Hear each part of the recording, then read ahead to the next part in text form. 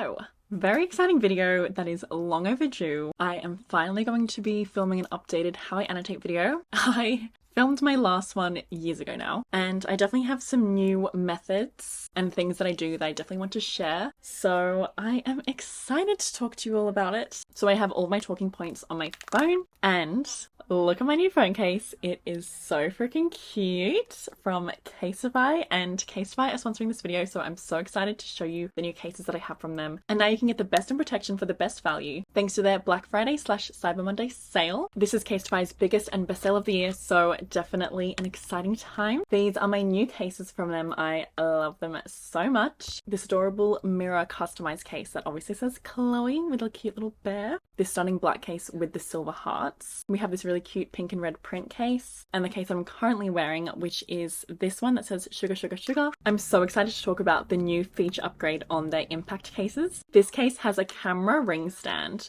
which is so convenient. This gives your phone extra protection and more functionality as a kickstand. This is honestly game-changing. I can use this to easily FaceTime my friends, which you know I love to do. I can use it to watch my favorite creators' new videos while I'm getting ready, cooking, whatever. And when I'm reading, I love to set some ambiance, so you know, an ASMR room or something. So once again, this is perfect for me to easily set that up while I'm reading. It has the same features that we all love about the Casetify impact cases, from 6.6 feet drop protection, prints and customization, to MagSafe compatibility, and made from 65% recycled and plant-based materials. The impact ring stand is available for all iPhone 15 models, and honestly, just when I think Casetify can't get any better, they introduce this new innovative feature that I just can't get over it. It's amazing, and obviously perfect time to get a new case because of their Black Friday / Cyber Monday sale. I guarantee that you'll be able to find your perfect case on Casetify. They have so many prints to choose from, they have so many different customization options, so you can have a cute case that offers amazing protection and functionality. So you can buy your case now using my link casetify.com/bookswithchloe to get 10% off your order, or check out Casetify online or in-store for more deals. So thank you so much to Casetify for sponsoring this video. So firstly, I'm going to talk about why I love annotating. I love annotating because it really elevates my reading experience. I love annotating and getting so immersed into the text. It kind of helps me to soak up every word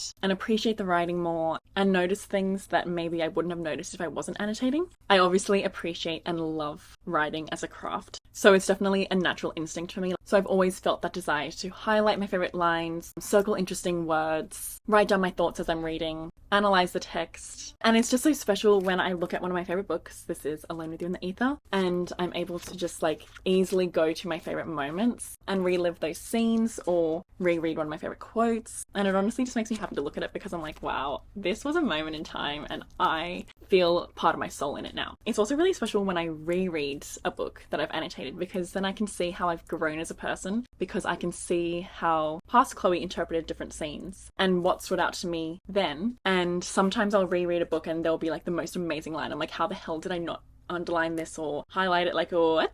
So it's really interesting. It's also really special when you lend your book to a friend and they can see what your thoughts were while reading the book, and vice versa. I don't think I've read a book that my friend has annotated actually, so I would love to do that. Me and Caitlin have been planning to do like a bunny annotated book swap, so basically we will read bunny, annotate it, and then gift it to each other. So we still need to do that, but that's going to be amazing and honestly so special. So I also love the thought of my kids reading my books and seeing what younger Chloe thought.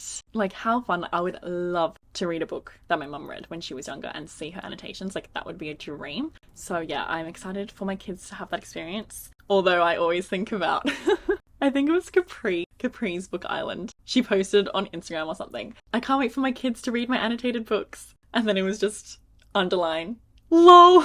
So now I'm going to talk about my supplies. So this is my annotation pencil case. I love this thing. I believe I got it off Stationery Pal. I'll try to leave a link below if I can still find it. I got it a few years ago. But honestly, this is my perfect annotation pencil case. I have tried to find the perfect annotation pencil case for years. So this is a real big moment in Chloe history, because this is just perfection to me, because it's the perfect size and it has multiple pockets. I love how it's clear, so I can just easily get my supplies out. I also think it's really cute. I put a little ribbon on it, and then I have this little charm that I got from Aviana in Auckland. So shout out to Aviana who made this for me. So yeah, it has many pockets. and I love having these sections. So the front section is for my tabs. These are the classic tabs that I've been using for years, and these are from Kmart, Anko brand. Love you, Anko. So I'll talk about how I annotate in my system after I talk about my supplies. But yeah, so these ones are from Kmart. And then I have these tabs from Stationery Pal, and I love these tones. They're so stunning. I have some transparent sticky notes, which once again from Stationery Pal. I have these Study Mates sticky notes, and I really love these because it's sticky like all the way down, so it like fully sticks on the page. These are really cute tabs from Kmart once again, and I love these ones because obviously they're all pink. And when it comes to these tabs, pink is definitely my most used one, so it's nice that I have some extra pink here. And also this cute little heart, little sticky note. I don't know where these are from, but Caitlin got them for me. They're super cute.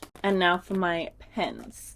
So if I want to write down anything, I will most likely be using this Muji pen. This is in 0.5. I adore this pen, and I feel like 0.5 is my ideal size for writing in books, because ideally I love a 0.7 for everyday use, but for books you want it to be slightly thinner so you can really get in the margins. So yeah, 0.5 gel ink ballpoint pen. Love you, Muji. And then I have this ballpoint pen for when I write on the transparent sticky notes. And this is the Uni Jetstream 101. Then I have my trusty Staedtler Triplus fine liners, and I have these in pink, blue, and purple. These are just my key ones that I like to use. And then I have some highlighters. And recently I've been loving to use mild liners. One, because highlighters are usually too big for my pencil case, and two, because they're just a fun little moment because it's like a little bit more subtle. So yeah, I just have pink, purple, blue, and grey. Where the hell's my... Sorry, golds as well.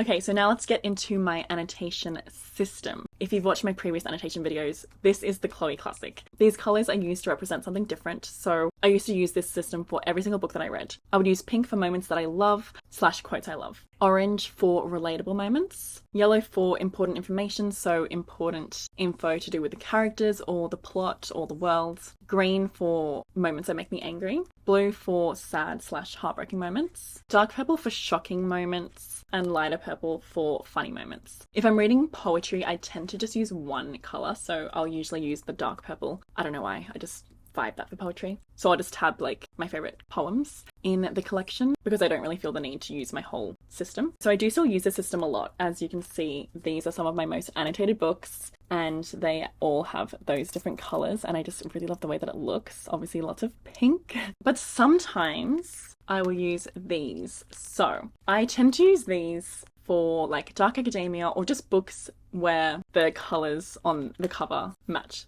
these colours, you know? So, Babel. This is an incredible dark academia book, and I decided to use these tabs, and I just feel like it completely fits the vibe of the book and the story. But sometimes I'll want a different key for the specific book that I'm reading. So for Babel, this is the key that I use. So I have moments that I love, thought-provoking moments, writing that I love, heartbreaking moments, and story. So just important moments that relate to the story. And I'll tend to use these for like romance books or just books that are a bit lighter, just because, you know, it has the lighter fun colours. Another key thing that I've introduced since my last annotation video is dog earring. And I know some people hate it. I love it. I'll never forget when someone commented on my video saying that they were unsubscribing because of how I treated my copy of The Spanish Love Deception, because I was like opening it like this. So, you know, I understand some people really get bothered when the book isn't in pristine condition, but I personally love a well-read, battered up copy, you know? It shows that it's been read and loved. I have so many pink tabs, as you can see. So when I'm going to a moment that I love, I will go to one of my pink tabs. I realized it was actually not that easy to go to my like top favorite scenes. So I decided I needed to introduce dog earring. So now I have little dog-eared moments that I can go to, and those are like my favorite scenes of the book. So I can easily go to them and relive these fun moments. It's very fun. So yes, that is what I do for tabbing. And I like to alternate between underlining and highlighting. I can't always explain why sometimes I'll underline instead of highlight. Sometimes it's just the mood, sometimes it's just the vibe. But if there's a moment that I love that needs to be marked, but I'm not like dying over it, so I don't really feel the need to highlight it, I will underline it so I can refer to it but obviously highlighting is more intense. So if I'm like, wow, the highlight needs to come out. Sometimes I will like underline and I need to highlight specific words in that line. So for example, I needed to highlight little bunny. Oh, what a fun one. Sometimes I'll also circle / underline certain parts. So, you know, if I'm highlighting a huge paragraph and there are certain moments that I need to emphasize more, I will circle it or underline it. So yes, when I'm underlining, I use the Staedtler fine liners, and these always mean the same thing no matter what book I'm reading. So if I'm underlining something in pink, that means it's something that I love. Blue is for heartbreaking and purple is for funny. If I want to underline something that doesn't fit any of those categories, I will just use my black pen. And for my highlighters, once again, pink, moments I love, blue, heartbreaking moments, purple, funny moments. And then I have my silver and gold mild liners. So silver is for important character moments or important moments that relate to the plot of the story. And gold I introduced for writing that I love. So when I read a line that I just adore, I'm getting the gold highlighter out. So as I have thoughts while I'm reading, I will write them down in the margins, but sometimes I don't have enough space, so I will use some sort of sticky note. So I'll either use my white one from StudyMate,